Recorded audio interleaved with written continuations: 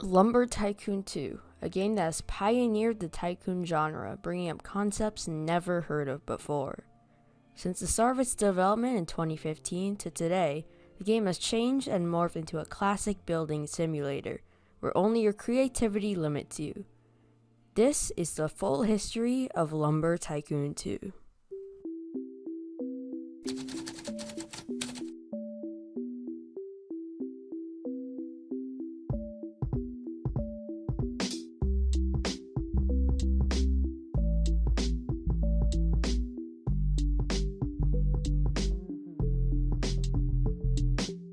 Tycoons are a staple of ROBLOX. These games, some simple, some complex, have a few shared principles.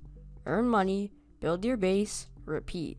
However, tycoons during this era were all bland, considering all you had to do to earn money was wait. Defaultio wanted to change this.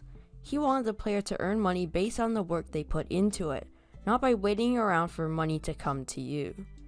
In 2008, Defaultio published Lumber Tycoon, a simple yet innovative tycoon game about chopping wood. With the idea originally derived from his mother, Lumber Tycoon was a very successful game at the time. Did you have any long-term plans for Lumber Tycoon?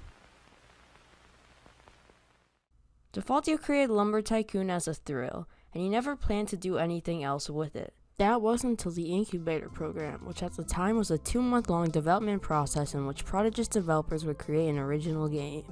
Defaultio was among these hand-selected individuals, and his idea was to remake Lumber Tycoon, but this time it would be even better.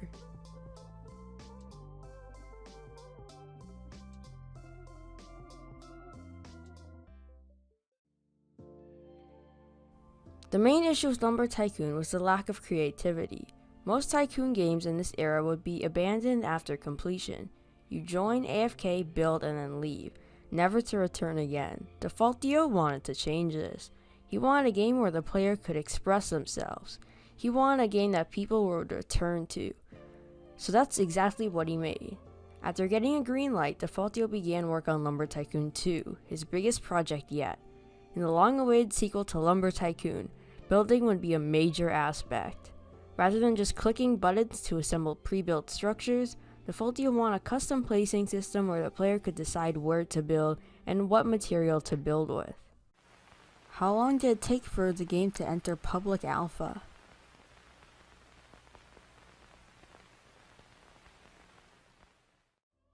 During July 2015, Lumber Tycoon 2 was released to the public with alpha testing. During this period, Lumber Tycoon 2 was just named Test, and very few players knew about its existence. One of these players was Epic Yummy, who would go on to create one of the most notorious bases in the history of the game. Many other loyal players at the time recommended ideas to Defaultio. These included glass panes, a very used building material today. As alpha testing ended, Defaultio added a title and thumbnail to the game. Within the first day of these additions, Lumber Tycoon 2 was already at the #1 spot. With the game's unique building and collecting mechanics, the only place to go was up.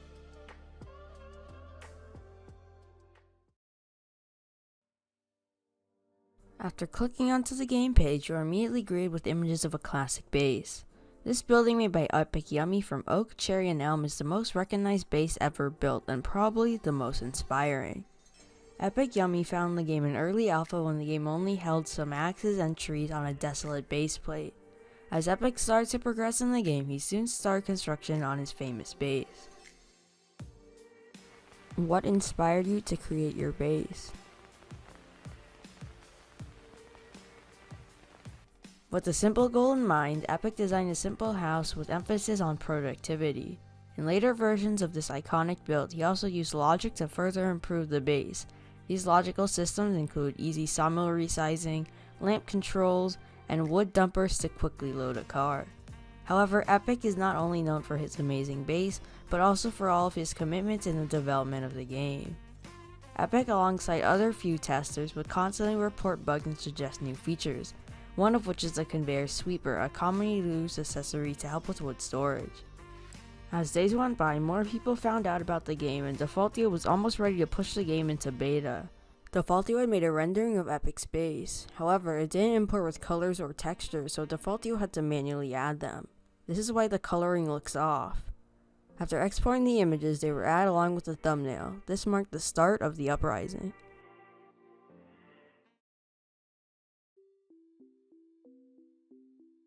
After the game entered beta, things started to pick up. Tons of players flocked to try out the new Tycoon. YouTubers rushed to make starter guides and informational videos. This was the start of Lumber Tycoon 2's Uprising. Beta testing was a very influential period of the game, with the addition of notable features like Spook and Sinisterwood and seasonal updates. The first of these updates included the pumpkin in October, and this was followed by gifts in December.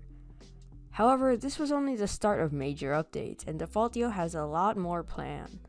After months of waiting, the biggest updates to this day finally arrived. The January Mega Update.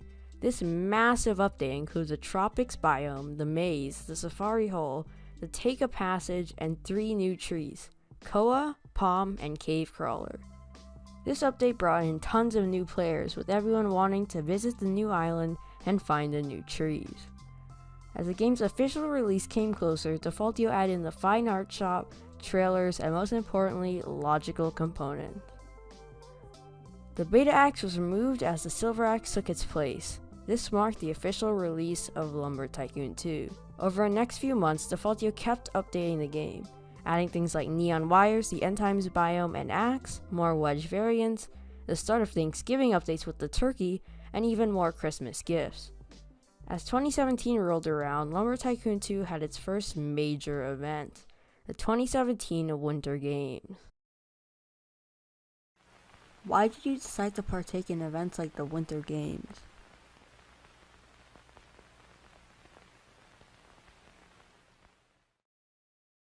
The Winter Games event brought a new tree type to the game, glowing fir. It also brought a new cabin and bin which players had to fill up in order to earn a badge and a ski pack accessory.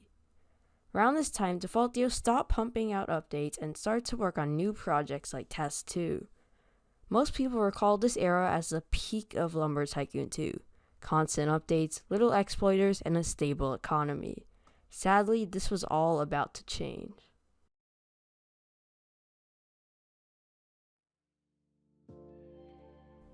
As mid-2017 came and passed, the only major updates was the addition of a new larger sawmill and the power to build with ease, and of course the seasonal events.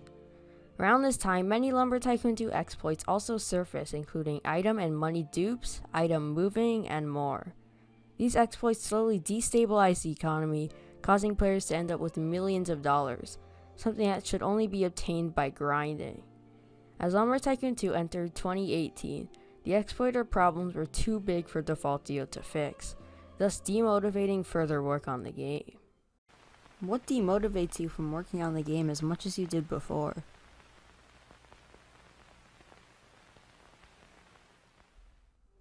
During this period, Defaultio started working on Test 2, nicknamed Proju. The game, still in private at this state, was going to be another take at a non-linear sandbox game. However, Lumber updates didn't completely stop, as in May 2018, the Take a Passage was finally completed with a new biome and new trees. This update hyped many old builders to get back into the game, and the new icy mechanics that this tree brought motivated logical players to come back too.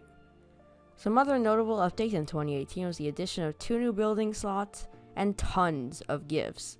Seriously, Defaultio went really crazy this year, adding in 3 Halloween items compared to usually 1, 2 new Thanksgiving items, and 10 new gifts.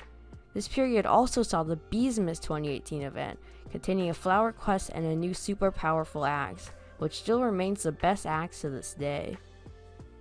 2019 and 2020 did not include many updates, notable ones being the bird axe, game passes, and a new logical item, the clock switch.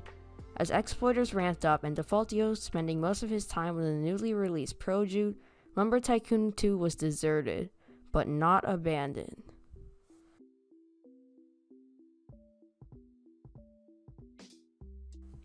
Lumber Tycoon 2 is often referred to as a dead game now, but it really isn't.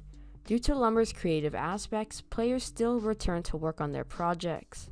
Thousands of concurrent players still play the game, and even though exploiters are an ongoing issue, people have learned to avoid them and not let them ruin all their fun. When do you think Lumber Tycoon 2 will lose popularity?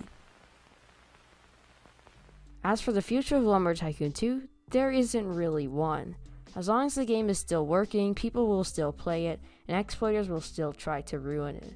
Mcvojtik has no major updates planned, yet he still might pop in and update the game from time to time. We're just gonna have to wait it out.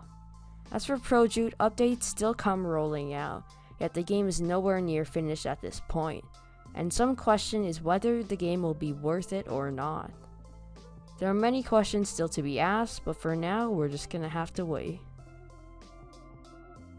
Anyways, that's gonna wrap up this video. I want to give a big thank you to Lonely Leaf and Big Granny because I used some of their footage in my video. I also want to thank Mcvojtik for answering all my questions I had, and Epic Yummy for showing me his base, sending me some footage, and for answering all the questions that I had. Anyways, I hope you enjoyed this video, and I'll see you next time. Goodbye.